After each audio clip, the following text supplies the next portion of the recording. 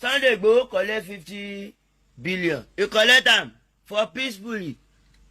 Collect 50 million kó má jagun mọ́. Wọ́n ní kí Nnamdi Kanu kó gba 50 billion pẹ̀lú ọyẹ pẹ̀lú gbogbo ẹ̀. Ó náà wọn ò fẹ́ pé jet or Biafra. Ẹ̀yin bá ń sinmi. Tó bá gbówó fẹ́mi èmi máa gbówó. Èmi ò ní jagun mọ́ o. Tẹ́mi bá rówó èmi ò ní jagun mọ́ o. Bí Sunday Igboho ṣe ń gbádùn báyìí. Sunday Igboho dey yọ̀tọ̀ mi because ọ̀nà ò jagun mọ́. Fight for yourself, don't fight for them. Fóra kàlà kò gba security kò lè ná ọmọ ogun náà. Gbogbo ọmọ káàárọ̀ oòjíire bí. Àkó alákòólà àkólẹ̀ kan tara ẹni àìmọye ìgbà ni. Tẹ́ ẹ bá gbàgbé ní kọ̀pẹ́kọ̀pẹ́ yìí. Kó tiẹ̀ tó di pé wọ́n dájọ́ Nnamdi Kanu. Lọ̀rọ̀ kan ti ń tàn lórí ìtàkùn ayélujára bí àhesọ ọ̀rọ̀. Ṣùgbọ́n létà ni mo wá rí pé àwọn èèyàn fẹ́ sọ̀rọ̀ yẹn dòótọ́ lórí ìtàkùn ayélujára. Kí lọ̀rọ̀ náà? Wọ́n ní Sunday Igboho Nnamdi Kanu. Tí ẹ bá wò ọjọ́ ti pẹ́ tá ti máa ń kọ̀mpí àwọn méjèèjì gẹ́gẹ́ bí ajìjàǹgbara, ajàfẹ́tọ̀ọ́ ọmọnìyàn, ẹni tó fẹ́ orílẹ̀-èdè míì kó jẹ jáde nù orílẹ̀-èdè Nàìjíríà. Nnamdi Kanu àtẹ̀wọ̀n ìyá Ìgbò wọ́n fẹ́ kí orílẹ̀-èdè Biafra, ilẹ̀ olómìnira Biafra, kó yọ kúrò lára Nàìjíríà lágá. Olóyè Sunday Igboho àti àwa kan a fẹ́ kí Oòduà nation kó yọ kúrò láàrin orílẹ̀-èdè Nàìjíríà. Àìṣe dáadáa ara ayé ní mú ní rán ní sáré ọ̀run ní mọ́ ní rántí ará ọ̀run gbà mí. Tó bá jẹ́ pé àwọn tí wọ́n ń ṣèjọba lórí wa wọ́n bá ṣe dáadáa, wọ́n bá fìfẹ́ aráàlú sọ́kàn, kò sẹ́ni tí yóò sọ pé ká pínyà bí bá ti páwọn èèyàn kan fẹ́ràn jẹ kó wọ́n ń pàgbẹ̀ sáàlà fipá báwọn obìnrin lò pọ̀ lójú táyé. Àwọn kan kó bọ́n wọ àwọn ìlú kan láti sọ̀lú dahoro sọlé ọlá dahoro. Gbogbo àwọn nǹkan wọ̀nyí ló bí secession wá ló bí jáde pé Táyé fẹ́ kú ò, Kẹ́hìndé fẹ́ kú ò nínú ìlú yìí, ẹja ajá afẹ́ kúrò nínú ìlú yìí àti bẹ́ẹ̀ bẹ́ẹ̀ lọ. Having said that, ńgbà tó dé gbèdéke kan ọ̀rọ̀ ti bígì ó ti bá dùbí.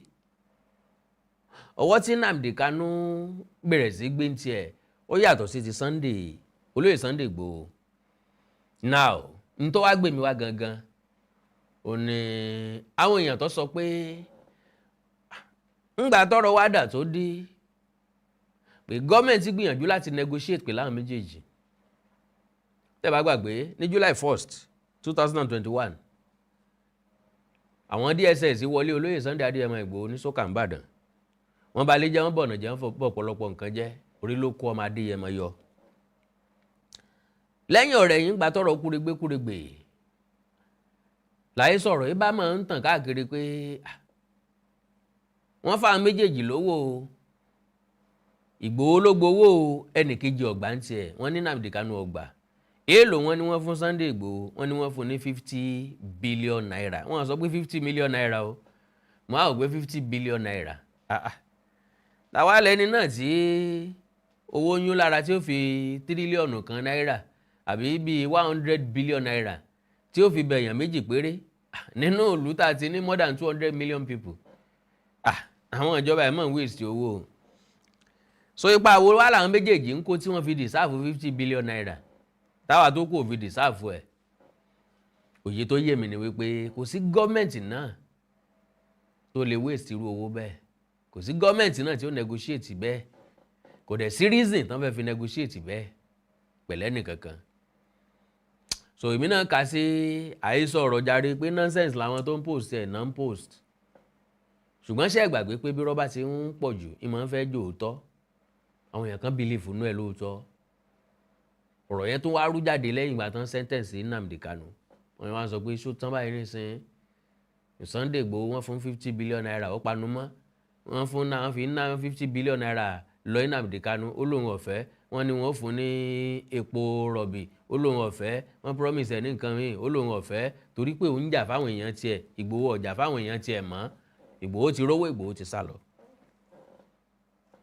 wọ́n á wò pé Sunday Ìgbòho wà lé ní 50 billion naira lọ́wọ́ kò sí nínú wa tí wọ́n máa fún 50 billion naira tí ó tún agitate fún nǹkan kan ẹ̀já sòótọ́ ọ̀rọ̀ fúnra wa kò sí ẹni náà láyé bí ti wù kọ́ mọ́ no matter how much you love your people wọ́n fún 50 billion naira kì í ṣe million wọ́n fún yàn 50 million naira gan ohun tó wọ́n panu mọ́ lágbára Ọlọ́run ẹ fẹ́ mi 25 billion naira mi ní sọ gangan sọ pé kí n lẹ plaster mẹ́nu mi ń lẹ̀ mọ́ kì í ṣe pé bóyá èèyàn torí owó gbàgbé ẹ̀jẹ̀ tàbí èèyàn torí owó gbàgbé cost tó gbé dání àwọn nǹkan kan ń bẹ tó jẹ́ wípé aráyé gan ó bu ọbọ̀ bá gbà á pé sọ ọfẹ́ kìsì ọ̀sẹ̀ràn rẹ kú ni ìjọba ó sì wá fowó lọ̀ tó sọpọ̀ gbà bí ìjọba bá fún ọ lówó àjẹmọ́nú ni torí tí wọ́n ní kó o fílẹ̀ bọ́n bá fi tìpátìkúkù mọ́ ọ padà fílẹ̀ náà ni ọ̀ lágbára láti fèsì ìjọba sọ fún ọjọ́ jẹ̀tẹ́ pé ọyá máa agitate fún kinní mọ́ o yín agitate ẹ̀ tán bá sì mú ọ kóló tán bá sọ sínú kólókòló lọ́mọ wò ń bẹ́ẹ̀ tó ló ààrẹ tanu so àti ha àti bí ọ̀rọ̀ yẹn kì í sòdodo labá bẹ̀rẹ̀ sí ní fimú fẹ́lẹ̀ pé ta ló wà lè sanró sọrú ẹ̀ sọ̀rọ̀ ìyàwó lọ́wọ́ mẹ́gbà tán fún lóye Sunday Igboho ní owó èmi tiẹ̀ ní wọ́n challenge ó ń tọ̀ ń pé ṣé káàṣì ni àbí transfer àbí wọ́n fi rán èèyàn tó bá jẹ́ káàṣì ta ló gbé lọ ń bo wọ́n ti gbé pàdé ẹ̀ tó bá jẹ́ transfer ni ta ló transfer ẹ̀ sínú àkáǹtì owó tó bá jẹ́ wọ́n fi rán èèyàn ta ni wọ́n fi rán ọ̀nà wọ́n gbà fi rán ṣé sẹ́ẹ̀kì ni àbí káàṣì ni wọ́n fi rán tọ̀ ọ̀hún. so later la wá discover wípé ọ̀rẹ́ wa ẹnu ń já wáyà àbí àbúrò wa ẹnu ń já wáyà Ọlálọ́mí Portable baby ni ó ń sọ rádaràda o lọ́jọ́ ń kó fídíò wá o fídíò tí mo kó wá ẹnu Portable náà lẹ́ti gbọ́ o ṣùgbọ́n mo ní àwọn àpilẹ̀kọ kan ń bì í tí wọ́n kà lórí olóyè Sunday Adéyẹmọ Ìgbòho yẹn kó àwọn èèyàn kan ń kọ̀m̀pìà àwọn méjèèjì papọ̀ èmi ti sọ jáde wípé wọn ò bára wọn mu eléyìí ọ̀rọ̀ àgbẹ̀ Reno lọ́kọ́ Reno ọmọkiri ó ní it is rather fake words ẹ mọ̀ pé lè bó lòun ìmí Instagram area o and ingenious to compare Nnamdi Kanu to Sunday Adeyemo aka Igboho and insist that if Igboho is not also prosecuted for treasonous act then prosecuting Kanu is a case of double standards because láti ìgbà tán ti sentence Nnamdi Kanu láwọn èèyàn kan ti ń sọ wípé wọ́n gbọ́dọ̀ sentence Igboho náà ni pé àjẹpọmọjẹ ní kéégún ọlọ́dẹ́rùbá eégún débi ọ̀pàjẹ́ ẹsẹ̀ wa lè làjẹ́ dátégún ọ̀dá níbi nǹkan kan náà làwọn méjèèjì jọ ń jà fún nǹkan kan náà lẹ́jọ́ mú ẹ fún gbogbo wa bá yarí pé rárá kò rí bẹ́ẹ̀ o nǹkan kan náà kọ́ wọ́n jọ ń jà fún ọ̀nà ọ̀tọ̀ọ̀tọ̀ ni wọ́n dẹ̀ sì jọ ń gbà á jà á àti sọ countless time ń gbé olóyè Sunday Adéyẹmọ Ìgbòho kò incite violence anywhere pé káwọn kan máa bára wọn jà tàbí kẹ́ lọ́ọ́ dà lóró mi kankan kọ̀ wáyé rí bákan náà ni ò sí síta tó mú nílé South West olóyè Sunday Adéyẹmọ Ìgbòho fèsì àwọn èèyàn tiẹ̀ pé torí pé ilé ò ṣe dáadáa ẹja mi ò kú ètò ọ̀hún ò ṣe dáadáa ẹja pàdánù gbogbo eléyìí ò wáyé gbogbo eléyìí ò ní Kanu ṣe tó àkọọ́lẹ̀ dẹ̀ wà tí ẹ̀rí máa jẹ́ mi ìṣó dẹ̀ wà ìyẹn túmọ̀ sí pé wọ́n yàtọ̀ síra wọn. wá ní the basic difference between Sunday Igboho and Nnamdi Kanu is that Igboho never asked his followers to kill soldiers or police officers or any military or paramilitary officer or civilian working for the Nigerian state. His advocacy and actions were solely focused on self-defense, while his vigilante actions were targeted against killer herders and those in his community who harbored them. He was also known for peacefully agitating for an independent Oodua Republic. He did not set up a militia force to fight the Nigerian state and attempt to militarily advance his desires to see an independent country for his kith and kin. Rather, did he incite his followers to destroy public property and other infrastructure representing the Nigerian state, such as courts, police stations, bus terminals, and private businesses of individuals.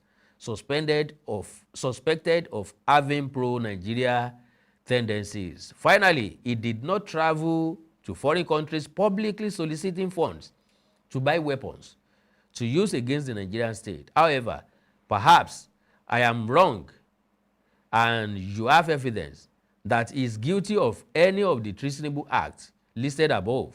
In that case, rather than your usual insults, can you please kindly itemize those proofs here? Failing to do that and engaging in your pastime of insult will be taken as evidence that you have no such proof. Reno or Macri. Okay. Another one, Eléyìí ni one. Igboho's actions were primarily aimed láti debunk pé bákan náà làwọn èyí sọ ìṣèjọrí aim at resisting the invasion of Yoruba land by violent groups, particularly the killer herdsmen in Oyo North. This was in response to incidents such as the killing of Pafashoranti's daughter, the attack on Catholic church worshippers in Ondo, and several other tragic murders. As a result of his stance, the killer herdsmen had no option but to flee and relocate. Two, he advocated secession because our people felt helpless in the face of insecurity and due to the perceived insensitivity and body language of Buhari-led federal government. 3. He never ordered the maiming or buying of any Yoruba person for not supporting his cause, nor were security agents attacked under his directives. 4. Igboho did not disrupt business activities in Yoruba land. Fact in here. 5. No sit-at-home order was ever declared in the region. 6. Students were never prevented from attending schools or writing national examination. 7. No cases of arson were recorded during his movement. These are among the reasons eminent Yoruba elders, including former President Olusegun Obasanjo, Professor Wole Soyinka, and others, visited him while he was detained in the Benin Republic. He was also protected by the Yoruba president of the Benin Republic at the time, despite pressure from the Buhari administrations, which allegedly sought to eliminate him. Okay, then this is another one. Tí wọ́n kà tàbí kí n kọ́kọ́ lo fídíò yìí tí mo bá padà dé kí n wá ka eré tí mo fẹ́ kà. Ẹnu ń já wáyà ọ̀rẹ́ mi Portable ẹja gbọ́rọ̀ lẹ́nu ọmọ Ọlálọ́mí. Ọmọ Ọlálọ́mí àgérìgè jẹ́ ń kọrin mi Portable wẹ̀rù o ló mọ̀ tàkùsákù èso lè kọ́ létí Jésù ṣàṣù bòkótùá kóńgó owó lọ. Ẹja wò. Sunday Igboho collect 50 billion. He collect am for peacefully. Collect 50 million. Kò má jagun mọ́. Wọ́n ní kí Nnamdi Kanu kó gba 50 billion. Pẹ̀lú ọyẹ́ pẹ̀lú gbogbo ẹ̀. Ó náà wọn ò fẹ́ pé death or Biafra. Ẹ̀yin bá ń sinmi. Tó bá gbówó fẹ́mi èmi máa gbówó. Èmi ò ní jagun mọ́ o. Tẹ́mi bá rówó. Èmi ò ní jagun mọ́ o. Bí Sunday Igboho ṣe ń gbádùn báyìí. Sunday Igboho dey yọ̀tọ̀ mi because Sunday ò jagun mọ́.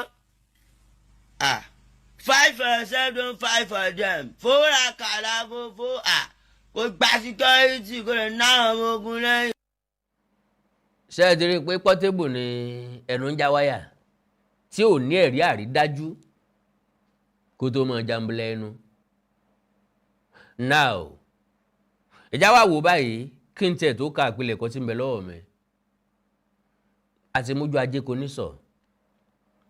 Olóyè Sunday Adéyẹmọ Ìgbòho fúnra lára ẹ̀ ti sọ̀rọ̀. Mbọ̀ ká tó gbọ́ nǹkan tó lóyè Sunday Adéyẹmọ Ìgbòho sọ ẹ jẹ́ kí n ka ntí tó tún wà lọ́wọ́ mi. Once upon a time in Nigeria, two powerful voices rose from two mighty regions, the southwest and the southeast. Each voice carried fire, passion, and the dream of liberating their people. That was when they started. Yes, ìgbà tí Nnamdi Kanu bẹ̀rẹ̀ bó ṣe rí nu ìgbà tó lóye Sunday Adéyẹmọ Ìgbòho bẹ̀rẹ̀ bó ṣe rí nu. In the southwest stood Sunday Igboho, a man who believed the Yoruba nation must stand on its own. In the southeast stood Nnamdi Kanu, the loud voice behind the indigenous people of Biafra, popularly called IPOB. Though they came from different regions, they shared the same idea to free their people, but they also shared the same weakness. They lacked the deep maturity, wisdom, and strategy required to pursue such a sensitive dream. And that is 100% reality. They both have weaknesses. Torí pé party tí wọ́n gbà kò jẹ́ káwọn dream yóò wà achievable.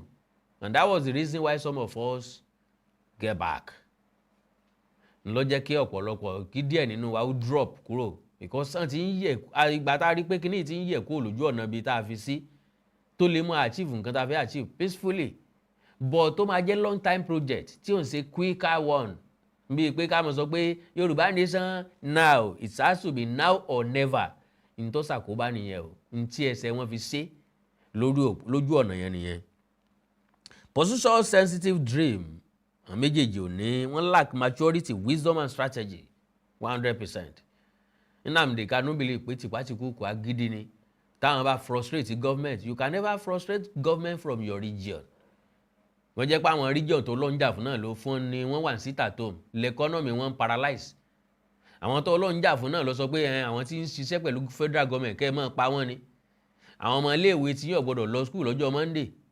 Àwọn ọmọ iléèwé tí yóò lè ṣẹ̀ sáwọn lè ṣe national exam àti bẹ́ẹ̀ bẹ́ẹ̀ lọ. Ẹ ń bá ń ṣe sọ́jà yíyanké, ẹ ń sọ ọlọ́pàá yíyanké, ẹni paramilitary tó bá ti wọ uniform yíyanké.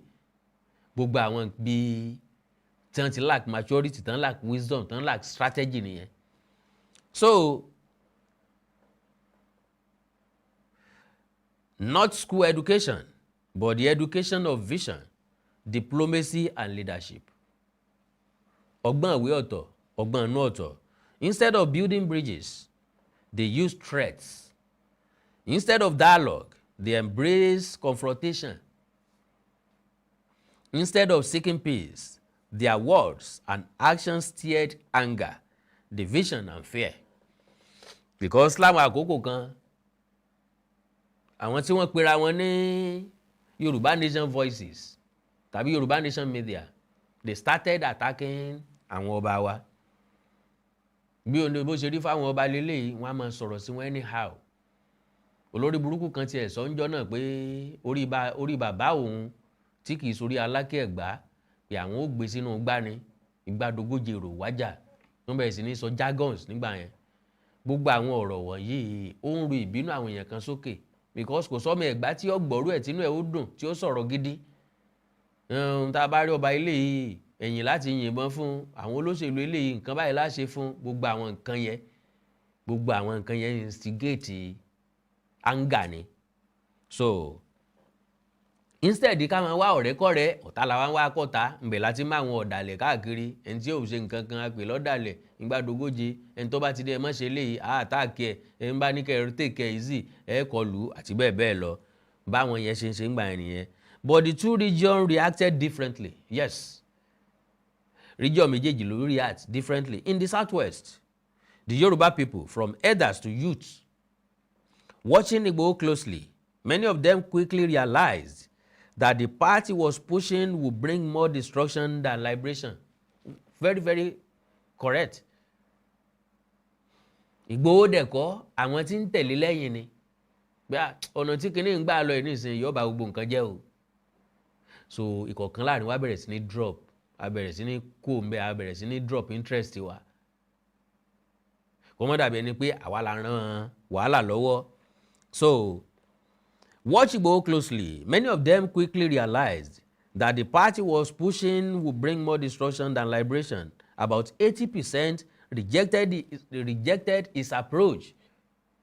100%. They loved their land too much to follow a road that led to the bloodshed. Tí ó fa wàhálà, tí ó fa pànìyàn, tí ó fa àtàjẹ̀sílẹ̀ nǹkankan, tí ó fa dàrúdàpọ̀, ọmọ Yorùbá ò fẹ́.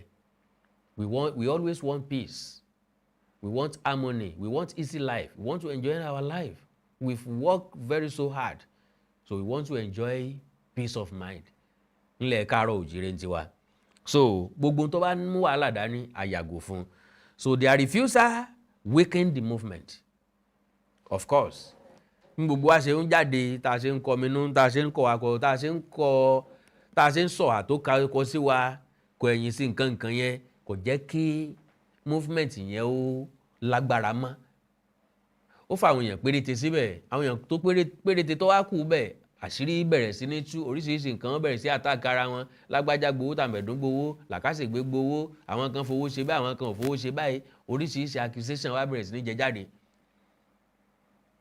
So débi pé structure yẹn ti crack, kò ní túmọ̀ mọ́.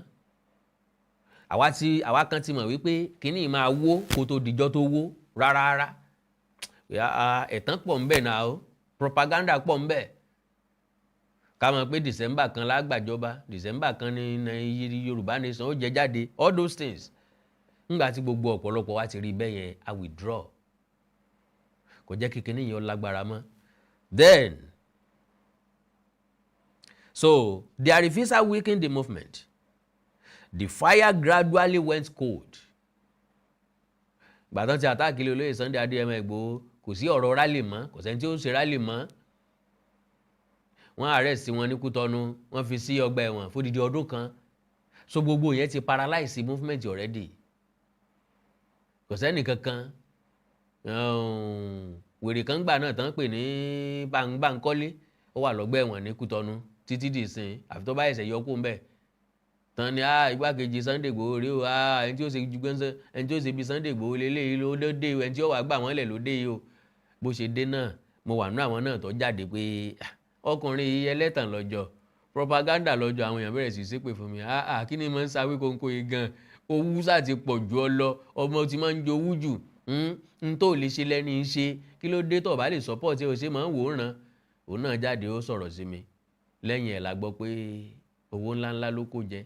Àwọn èèyàn tó sọ pé wọ́n bá ara lé, wọ́n bá ṣe kinní kan, yóò ya fọ́tò, yóò ṣe fídíò lé.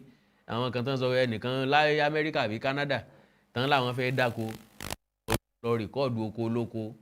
Wọ́n láwọn ti oko ọ̀pẹ ní o tó ń bá wọn rà, ó gbowó rọ̀gùrọ̀gù lọ wọn. Àwọn èèyàn náà ni wọ́n arrest ẹ̀. Ó promise ẹnìkan pé òun ó bá wọn ṣe visa Canada. Wọ́n ṣe visa fake fún wọn. Ọpẹ́lọpẹ́ ntọ́ immigration tó fẹ́ràn wọn ní airport lọ sọ fún wọn pé ǹdẹ́ gbé dání eléyìí ṣe visa ò pàǹdà ni o, ẹ tètè mọ́ para síkìtì bí tẹ́ ti wá o. Àtọkọ àtìyàwó yẹn ayé wọn fẹ́ ta pẹ̀lú Bánkọ́lé ńgbà náà. So n tí mo gbìyànjú àti sọ ni wípé torí pé ìran Yorùbá mọ bí tí wọ́n lọ mọ tán fẹ́, àwọn ọ̀jọ̀gbọ́n dẹ̀ pọ̀ láàrin àwọn baba ńlá baba, àwọn àgbà wa, àwọn yẹn tètè kọ́ṣàn ọ̀pọ̀lọpọ̀ nǹkan tó ń ṣẹlẹ̀. Bó tiẹ̀ jẹ́ pàwọ́ tá a kéré la kọ́ ń sọ fún wọn, wọn ò gbàgbọ́. Professor kan ń bẹ láàrin wọn gbà náà tá a sọ pé wọ́n ń sọ̀rọ̀ bí èwe, àgbàlagbà ni wọ́n, àwọn ló yẹ ká máa padà wá bá. Ọ̀tọ̀ ni tá expect lọ́dọ̀ wọn, ọ̀tọ̀ ni tí wọ́n fún wa. Ǹjẹ́ ẹ gbóhùn lẹ́nu wọn mọ́? Ǹjẹ́ ẹ gbọ́ nǹkan kan lẹ́dọ̀ wọn mọ́? Títí dòní. Gbogbo ẹ̀ ṣá, the fire gradually went cold, òótọ́ ni, and Igboho's agitation faded into the background. Títí dàárọ̀ yìí. Tẹ́ bá gbọ́ téèyàn kan bá sọ̀rọ̀ Yorùbá nation nísìnyí, olè ni, ó fẹ́ fi kówó jẹ ni, ibi ń pa ni. So because as soon as Tinubu ti dórí àlééfà àti gbàgbé agitation, because agitation kankan mọ́ níbi tọ́mọ yìí ti ń ṣe president, èmi Àkàndá ọ̀rọ̀ ají wí kóńkó jáde ńgbà náà, kò sẹ́ni tó fẹ́ follow agitation kankan náà. Kí lẹ fẹ́ sọ pé wọ́n ṣe fún yín? Wọ́n yàn ń jẹ àbí? Ọmọ yín ń ṣe president, wọ́n yàn ń jẹ. Ọmọ yín ni inspector general police, wọ́n dẹ̀ yàn ń jẹ. Ọmọ yín ni ilé, wọ́n sì yàn ń jẹ. Ọmọ yín ni tọ̀, wọ́n sì yàn ń jẹ. In the southeast, the opposite happened. Nnamdi Kanu was hailed as a savior, with about 90% support. He gained wings, confidence, and a sense that he could do no wrong. Even when his speeches provoked violence, even when young people were dying, even when the region was burning, many still praised him. Ṣé mọ̀ wípé tẹ́fọn bá ń kùn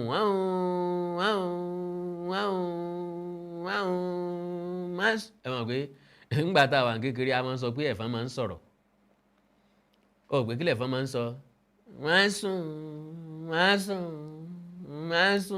sùn yọ ọmọkùn létí wa àárọ̀ máa kàn á máa tágẹ̀tì ẹ̀ ó pé kí ni wọ́n máa sọ ìdí ẹ̀ sùn ráìn ìyẹn tí ó bá daṣọ búra láàrin wa ìdí ẹ̀ sùn ráìn tó bá ti bu ọjẹ nídìí yìí ó kọ́kọ́ jẹmẹ lábàrá pa tó bá bu ọjẹ lápá ó kọ́kọ́ jẹmẹ lábàrá ṣùgbọ́n tó bá ti daṣọ búra láàrin wa tó wá jẹ́ orí nìkan ló kù ń bẹ̀ tó wá ti sọ pé ìdí ẹ̀ sùn ráìn àtàrí ẹ̀ ló ṣòro àárọ̀ ọmọ kan ni yọkàn mọ́ kun bíi tí ẹ̀ nígbà tí ó bá ti rí nǹkan kan jẹ ṣùgbọ́n táyé tẹ̀yìn wá jẹ́ pa ẹ̀fọn tó bá gbọ́n yóò ti rìn mẹ́ẹ̀lì ntí ó bá gbọ́n yóò sì báwọn èèyàn ń pàtẹ́wọ́ fóun ni ntí wọ́n fi kó bá Nnamdi Kanu nù. So many still praised him, few could boldly criticize him. Ìwọ̀nba péréte ló lè sọ pé ntí Nnamdi Kanu ń ṣe ikọ̀ ọmọ dáa. Some who tried were threatened or silenced. Ìwọ̀nba àwọn tó sọ̀rọ̀ tán bá ti dúnkokò mọ́ wọn pé tó bá tó ń dún pẹ́m tí ẹ fẹ́ ta wọ́n pa ẹlòmíì lẹ́nu mọ́ wọn lè sọ kankan mọ́. And as the support grew, so did the chaos. Innocent lives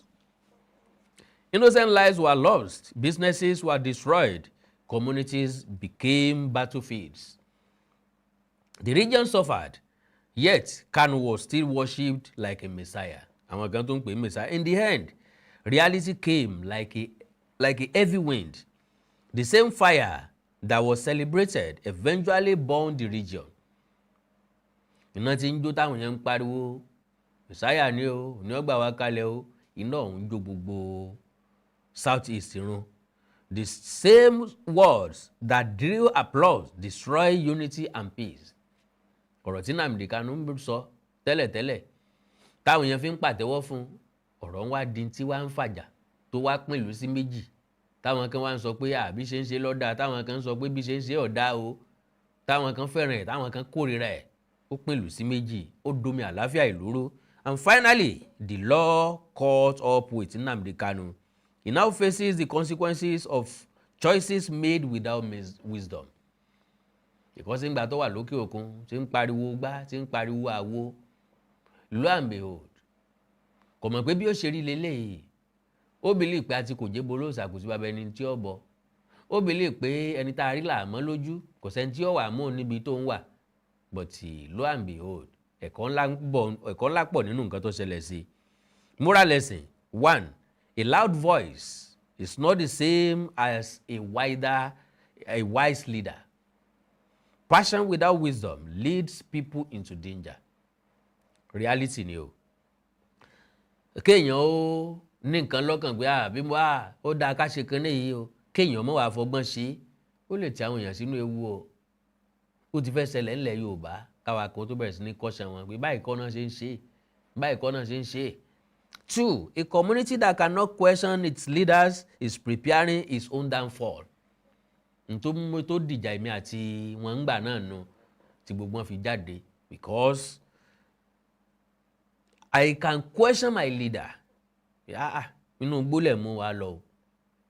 Àkàtí gbogbo ó fi máa tẹ̀lé ń gọ̀ lúgọ̀ èmi ò lọ o. Mo dẹ̀ yẹ sẹ́gbẹ́ kan and people started calling me betrayer. Ọ̀dàlẹ̀ ni ọ̀dàlẹ̀ ni àbẹ́ni tó gbọ́n láàrin yín àbẹ́ni tó wo sàkún àbẹ́ni tó lójú wòye àbẹ́ni tó farabalẹ̀ àbẹ́ni tó mọ bíi tí igi ó wò sí. And at the end of the day ńkọ́ gbogbo ẹ̀yin tẹ́ pè mí lọ́dàlẹ̀ ń jẹ́rìí nǹkan kan sọ. 3. Blind loyalty is dangerous. Kéèyàn kàn mọ́ tẹ̀lé yẹn gọ̀lúgọ̀ kó jẹ́ pé àwọn ẹrú kan lásán dà bójókun àjọ ń lọ ní bójọ́sà àjọ ń lọ ní rọ́ o bó bá ti jókun tí ìbá ti sòkun rì mí ó padà sẹ́yìn bó bá ti jọ́sà àtẹ̀yìn ó tì mí wọnú búlá ìmọ̀ wẹ́wẹ́ ni máa padà sẹ́yìn. So that is what they are saying. Blind loyalty is dangerous. It can destroy a whole region if care is not taken. 4. True liberation never comes from violence, arrogance or hatred. Violence Nnamdi Kanu gbé wá ìgbéraga pọ̀ ó nígbàgbọ́ pé kò sí nǹkan tó ń wọlé ṣe then ìkórìíra ń bẹ lọ́kàn ẹ̀ sí ẹ̀yà míì, ó kórìíra Fúlàní, ó kórìíra Yorùbá, màá mú proof wá fún ọ. Gbogbo ẹ̀yin tẹ̀ ń pariwo pé nǹkan ṣe fún Nnamdi Kanu ọ̀dà, ó kù díẹ̀ káàtó. I will bring out the proof. So 5, every movement needs strategy, patience, and dialogue, not emotional decisions. Àwọn èèyàn ń take decisions emotionally. Bó ṣe rí lára wọn ni, Mr. Wikonko, bẹ́ẹ̀ bá tiẹ̀ lè support wọn, ẹ má fẹnu bà wọ́n jẹ́ náà o. Gbogbo àwọn nǹkan tẹ́ ń sọ yìí ó lè bomi tútù sí wọn lọ́kàn ńgbà tá à ń sọ reality fún wọn. Tá à ń pè wọ́n ṣàkíyèsí pé kán má bọ́ sínú kòtò. Àwọn èèyàn kó dẹ̀ tún pè yín lẹ́yìn. Wọ́n sọ pé ẹ fi wọ́n lẹ̀, ẹlòmíì ò tún gbé pẹ̀lú wàhálà gan, kí ló dé gan, kí ló ṣẹlẹ̀ gan, kí ló kàn yín bẹ̀, tẹ́ ẹ bá lè support wọn ẹ̀dẹ̀ fi wọ́n lẹ̀. Okay, 6, when people refuse to learn from history, history will teach them painfully. Ẹ̀yà Ìgbò, Nnamdi Kanu, wọ́n refuse to learn from history because bọ́mọ̀ bátàn yóò bá rọ́bá. 1967 ò tí jìnnà púpọ̀ jù láti wo nǹkan tó jùkú bẹ̀rẹ̀ ibi tó yọrí sí. Níbo lójúkú gbede ńgbà náà, ṣe bójúkú tiẹ̀ sí lágbára ológun gẹ́gẹ́ bí ológun, kò tí ì bọ́ sí ológun lẹ̀ tó fi declare nation tiẹ̀. Ó sì láwọn sọ́jà lábẹ́ tánjọ́ ọmọ Ìgbò, àwọn yẹn lọ́wọ́ kọ́ support ẹ̀, nǹkan ìjà ogun sì wà lọ́dọ̀ wọn, wọ́n rí léyìn lò. So when people refuse to learn from history, history will teach them painfully. 7, a leader should unite, not divide, build, not destroy. Nnamdi Kanu kò gbìyànjú láti unite, ó divide àwọn èèyàn ni. Tẹ́ bá rò lóṣèlú eléyìí, ǹtẹ́ ṣe fún leléyìí, tẹ́ bá rí eléyìí, ǹtẹ́ ṣe fún leléyìí, ìyapa ló ń bá àwọn èèyàn. Kàkà kó build, ó destroy ni o. Ọ̀pọ̀lọpọ̀ ẹ̀mí ló bọ́, ọ̀pọ̀lọpọ̀ èèyàn nípa ya ṣe léṣe. Síta tó ìgbàdógójì èrò wájà, ẹ lọ jó ń bí, ẹ lọ jó bí, ọ̀pọ̀lọpọ̀ business, ọ̀pọ̀lọpọ̀ property ló destroy. So Àkàndọ̀rọ̀ Awikonko, ẹ jẹ́ kí n mú fídíò kejì wá. Níbi tó lóye Sunday Adéyẹmọ Ìgbòho ti sọ fún Portable pé òun ò gbowó kankan lọ́wọ́ ẹnì kankan o. And àwọn tí wọ́n dẹ̀ ń dalẹ̀ Yorùbá láàmú, tí ìbá ṣe pé ìjọba tó kò ní papámọ́ra, ọgbọ́n wà o tá a lè lò láti gbára wa kúrò lọ́wọ́ wọn. Ẹnu oníkan láti gbọ́ pọn, ẹnu ọlọ́fà láti gbọ́ mọ́ta. Ẹ jágbọ́rọ̀ lẹ́nu olóyè Sunday Adéyẹmọ Ìgbòho. A máa poṣó, a máa pàjẹ́, a máa pé mèrè, a máa pa wọn òòṣà. Sunday Igboho. Wọ́n rí pé gọ́ọ̀mẹ̀ntì ò ṣe kankan fáwọn, òun náà fi ń gara náà. Wọ́n tó ṣẹlẹ̀ ní ẹ̀kọ́ sí ẹ̀kan bẹ́ẹ̀, kì í ṣe kó lè jù wá lọ.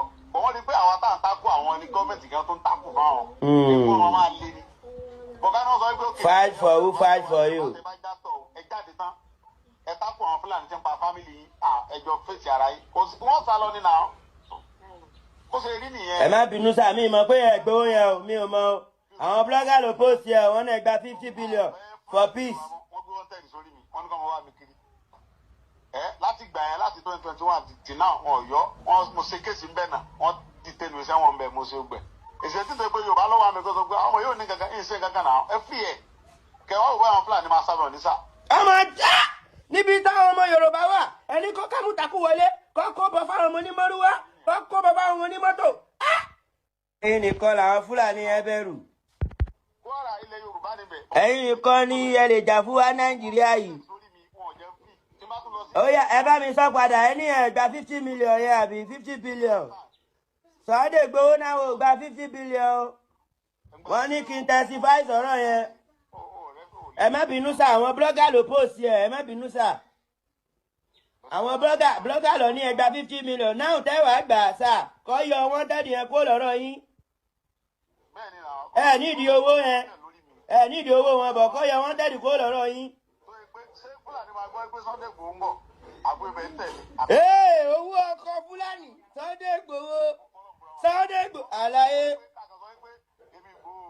àlàyé késárì làwa o, ẹyẹ làwa o, tọ́ba tẹ o, gbogbo ilé ayé, a máa dọ́bù kọ́ọ̀sì wọn bá dìsì kẹ̀. A máa poṣó, a máa pàjẹ́, a máa pé mèrè.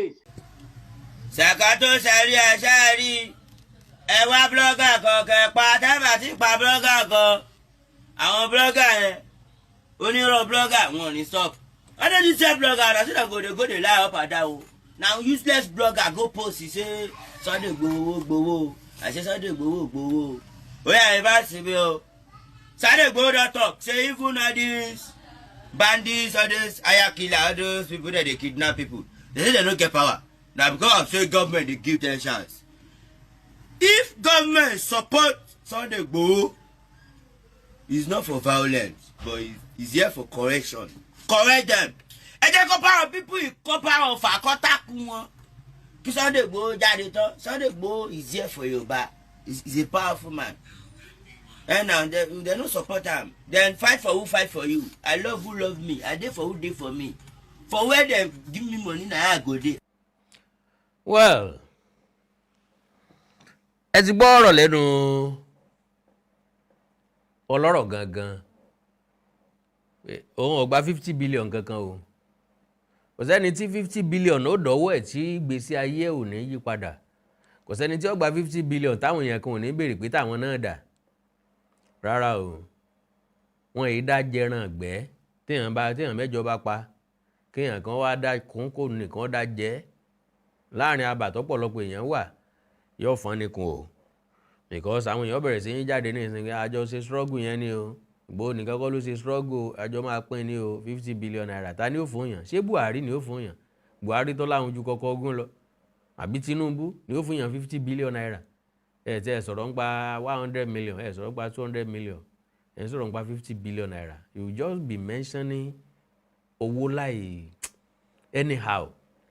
well nínú last video ẹgbọ́n nǹkan tí Portable sọ wọ́n láwọn blogger ni wọ́n post ẹ̀ àwọn blogger post ẹ̀ ìwọ náà dẹ̀ verify ẹ̀ o dẹ̀ dédé accuse ẹni ẹlẹ́ni kó gba 50 billion naira so kálẹ̀ tó fẹ́ sùn ẹ sí kóòtù nísìnyí yóò béèrè lọ́wọ́ ẹ̀ pé ibo ló ń ti gbà ọjọ́ wo ló ń gbà ta ló gbé fóun àti bẹ́ẹ̀ bẹ́ẹ̀ lọ well àkàndọ̀rà wíkóńkó Ọlọ́run ni ó ṣàánú gbogbo wa ọ̀rọ̀ lẹ́tí gbọ́ ìwò olóyè Sunday Adéyẹmọ Ìgbòho ọ̀gbà owó kankan lọ́wọ́ ẹnikẹ́ni o so mo nígbàgbọ́ pé ìyẹn òròdò yóò lọ rí ìsinmi